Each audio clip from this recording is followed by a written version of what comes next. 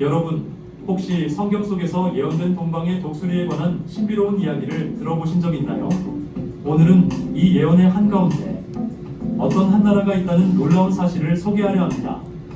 그 주인공이 바로 지금 우리가 살아가는 이 대한민국일 수도 있다는 것 믿겨지시나요? 저는 앨런 리처드입니다.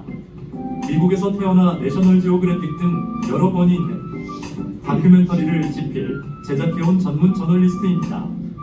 청년 시절부터 미지의 땅, 고대 이스라엘과 유대교의 예언들에 매료된 저는 시간이 흘러 목숨을 걸고 진실을 찾는 연구자가 됐죠. 하지만 정작 대한민국이 그 성경 예언의 한가운데서 등장할 거라고는 꿈에도 생각하지 못했습니다. 전 세계 신학자, 역사학자, 고고학자들이 함께 모여 성경 예언이 오늘날 어떻게 현실로 이어지는지 추적하는 프로젝트예요. 실에 들어선 순간 이스라엘, 미국, 유럽, 아시아에서 모인 학자들이 저마다의 연구 결과를 펼쳐 보이고 있었습니다. 가운데에는 두꺼운 히브리어 성경과 고대 족보, 그리고 이사야, 요한계시록에 기록된 예언서들이 가득 쌓여 있었지요. 이 프로젝트의 중추를 담당한 이스라엘 출신의 성서학자 베냐민 라피드는 단호한 목소리로 이사야 46장 11절을 인용합니다. 동방에서 독수리를 부르며 먼 나라에서 나의 뜻을 이룰 사람을 오게 하리라. 여기에 주목해주세요. 단순한 동쪽 나라가 아니라 구체적으로 한 나라가 예언되어 있습니다. 중국, 일본, 러시아, 인도 순식간에 수많은 나라가 후보로 올라왔습니다.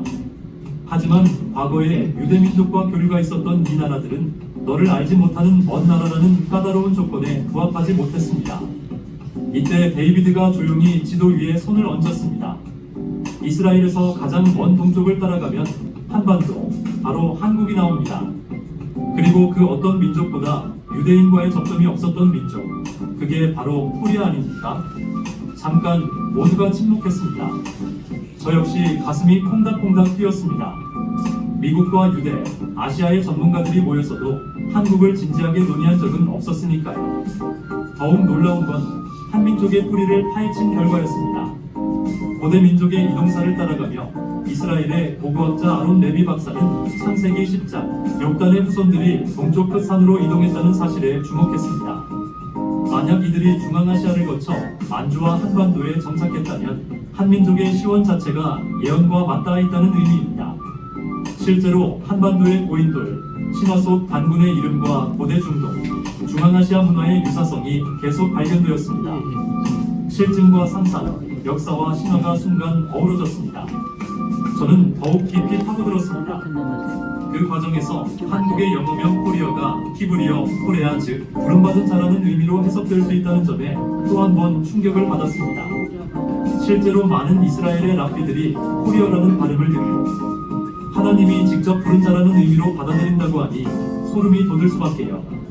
결정적 장면은 더 뒤에 있었죠. 현대사의 거울 속에서 대한민국과 이스라엘은 같은 1948년에 건국합니다.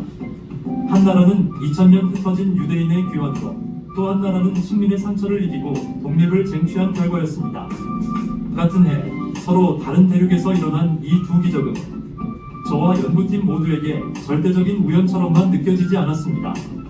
저는 대한민국의 상징들도 다시 보게 됐습니다. 애국가 가사 하느님이 보호하사 우리나라 만세국가의 하나님이 이렇게 명시된 나라는 동양에서 드물었고 무궁화로즈 오브 샤론은 성경에서 예수 그리스도를 상징하는 꽃입니다.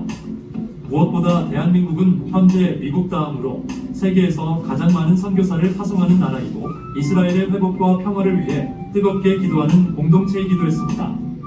이스라엘 베들레헴의 예수 탄생교회에서 만난 한 역사학자가 들려준 일화는 특별했습니다. 오스만 투르크 군이 예루살렘의 교회를 파괴할 때 동방에서 온 박사의 동양적인 얼굴을 그린 벽화를 발견하곤 우리 조상과 닮았다며 교회만은 보존했다는 이야기, 그리고 바로 그 박사들이 성경에 예견된 동방의 표징이라는 사실이죠. 돌이켜보면 역사는 우연이 아니라 신비한 직조로 이루어집니다. 한반도의 기도, 우리의 문화, 과거의 눈물과 미래의 희망, 성경의 예언과 닿아있다는 깨달음은 제게 더없는 감동을 안겨주었습니다. 혹시 여러분은 이런 우연들이 단순하다고 느껴지시나요? 아니면 지금 이 순간도 예언이 이루어지고 있다는 신호처럼 느껴지시나요? 저 앨런 리처드는 이제 확신합니다. 한국, 그리고 우리 모두는 결코 우연이 아닌 부름받은 사명과 빛을 가진 민족임을요. 과거의 고통, 현재의 기적, 미래의 희망이 모두 한 궤적 위에서 이어지고 있습니다. 이 감동의 여정에서 우리는 함께라는 힘을 믿어야 한다고 생각합니다. 여러분도 오늘의 이야기를 마음속에 새기고 이 신비로운 연결 속 우리의 가치를 다시 한번 생각해 보셨으면 좋겠습니다. 2600년 전 예언서 한 장이 오늘의 뉴스를 정확히 예고했다는 사실이 드러났기 때문입니다. 히브리어로 적힌 단 한 줄, 동쪽에서 독수리가 날아오리라. 누군가는 말합니다. 그건 불가능해. 한국일 리 없잖아. 하지만 해 뜨는 곳 끝, 그 좌표를 지도에 곧장 그어본 학자들이 놀랐습니다. 예루살렘에서 정동으로 그은 그 선의 끝, 바로 한반도였습니다. 성경이 말한 나라, 그게 한국이라고. 아비는 갤러리 벽면에 걸린 고대 세계지도 앞으로 걸어갔습니다. 그리고 예루살렘에서 출발해 정동 쪽으로 곧게 자를 댔어요. 선은 페르시아를 지나 인도를 스치고 중국 대륙을 가로질러 마침내 한반도에 닿았습니다. 이사야 41장 25절도 보세요. 해 돋는 곳에서 사람을 일으켰다고 했습니다. 지도를 곧장 그어보면 땅끝에 닿는 선이 자주 한반도를 스칩니다. 세기 10장에 나오는 욕단의 아들들이 동쪽 산으로 갔다는 기록. 고인돌 문화가 유라시아를 가로질러 한반도까지 이어진 고고학 증거들. 성전산 근처 발굴 현장에서 발견된 고대 두루마리에서 시작되었습니다. 그 두루마리에는 놀랍게도 성경 창세기에 간략히 언급된 욕단의 후손들이 동쪽 산으로 이주했다는 기록을 더 상세히 설명하는 내용이 담겨 있었습니다. 특히 눈길을 끈 것은 그들이 해가 뜨는 극동의 땅, 아침의 나라에 정착했다는 구절을 보십시오. 창세기 10장 25절에서 30절입니다. 노아의 아들 셈의 후손 에벨이 낳은 두 아들 벨렉과 욕단에 관한 기록입니다. 벨렉의 계보는 아브라함으로 이어져 유대 민족이 되지만 욕단의 계보는 성경에서 거의 언급되지 않습니다. 이승훈 교수가 가리킨 30절은 그들이 거주한 곳은 메사에서부터 스발로 가는 길의 동쪽 산들이었다라고 쓰여 있었습니다. 정확합니다.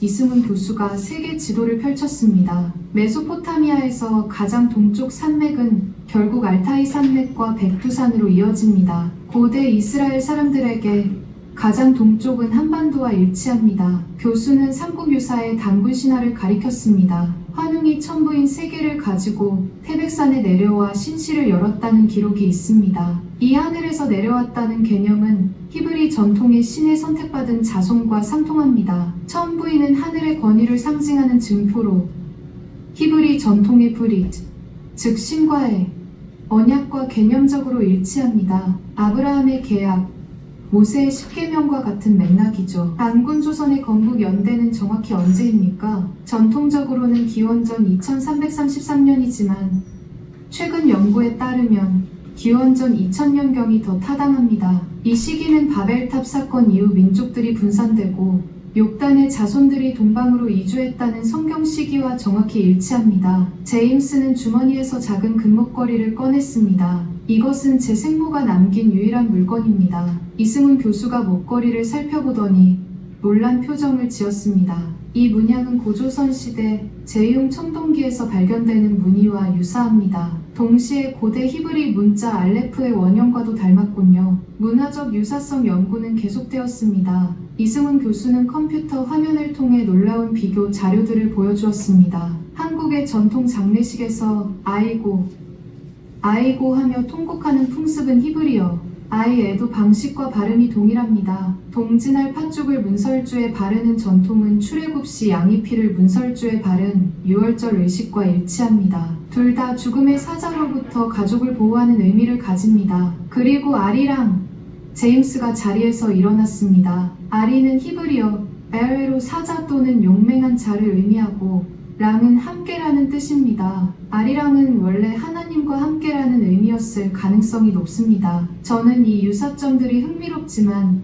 과학적 증거가 필요하다고 생각했습니다. 이승훈 교수는 서랍에서 USB를 꺼냈습니다. 국립유전자연구소와 협력하여 진행한 DNA 연구 데이터입니다. 화면에 복잡한 유전자 분석 차트가 나타났습니다. 한국인 중 특히 경주 지역 고대 왕족 후손들에게서 발견되는 Y-DNA 하플로그룹 패턴이 중동 지역, 특히 고대 샘족 계통과 유사성을 보입니다. 그는 또 다른 화면을 열어 고대 와당기와 장식들의 이미지를 보여주었습니다. 경주와 평양 지역에서 발굴된 이 와당들의 문양은 고대 페니키아 이브리 문자와 놀라운 유사성을 보입니다. 일부에는 신의 나라에 단결하여 들어가자 도착했다로 해석되는 문구가 새겨져 있습니다. 제임스는 문양을 자세히 살펴보며 감탄했습니다. 이것은 분명 알파벳 문자의 특성을 보이고 있어요. 한반도의 어떤 고대 문자 체계와도 완전히 다릅니다. 이석은 한민족의 기원에 관한 모든 기존 이론을 뒤엎을 수 있는 혁명적 유물이군요. 그날 오후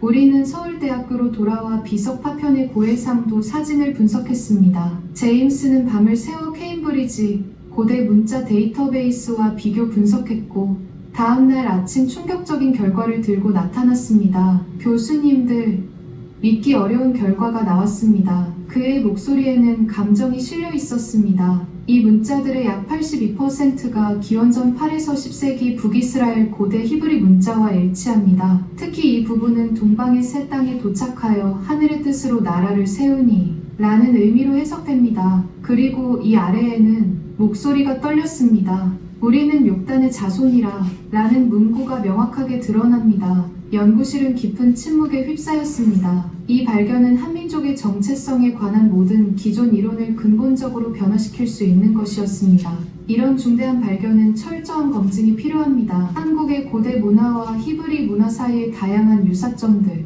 그리고 성경의 기록까지 종합적으로 고려하고 있습니다. 무덤에서 발견된 인골의 DNA 분석도 진행 중입니다. 쿰쿰란 동굴에서 발견된 사의 사본 중 아직 공식적으로 발표되지 않은 단편입니다. 제가 30년 전 해독 작업에 참여했죠. 여기에 동쪽 끝의 산에 정착한 욕단의 자손들이 새로운 나라를 세우고 하늘의 자손이라 불리게 되었다는 구절이 있습니다. 우리 모두 충격에 빠졌으는 욕단의 13번째 아들이 동방 바다 너머로 떠나 한한의 나라를 세웠다는 기록이 있습니다. 우리는 욕단의 13번째 아들의 후손으로 하늘의 뜻을 받들어 동방 끝에 도착하여 새 나라를 세웠다.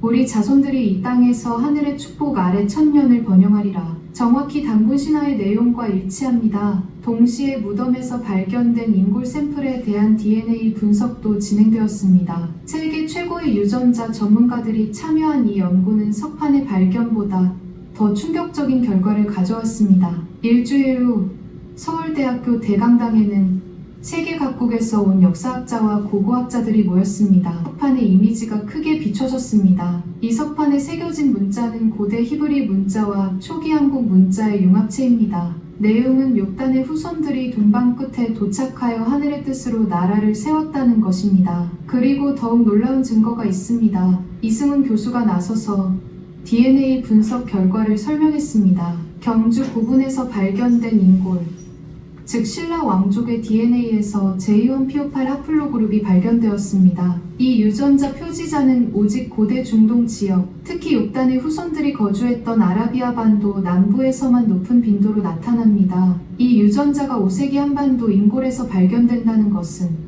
적어도 2000년 전에 중동에서 한반도로의 인구 이동이 있었음을 과학적으로 증명합니다. 강당의 놀라움에 탄성이 흘렀습니다.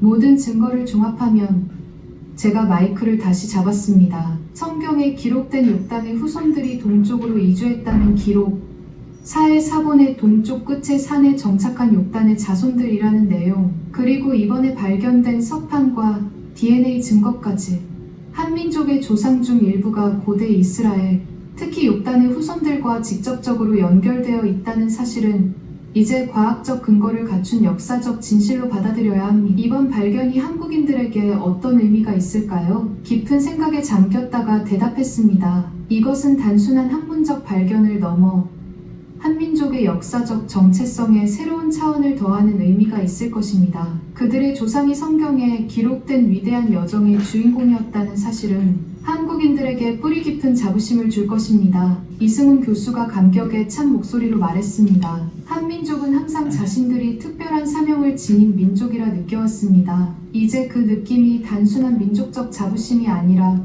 역사적 뿌리에서 비롯되었음을 알게 되었습니다. 한민족은 세계사의 중심 흐름과 깊이 연결되어 있었던 것입니다. 여러분, 오늘 들려드린 이야기는 우리 한민족의 뿌리에 대한 새로운 시각을 제시합니다. 성경에 기록된 욕단의 후손들과 단군 조선 사이의 연결고리, 이 놀라운 역사적 진실에 대해 여러분은 어떻게 생각하시나요? 역사에 숨겨진 진실을 함께 탐구하는 이 여정에 동참해주신 여러분께 진심으로 감사드립니다.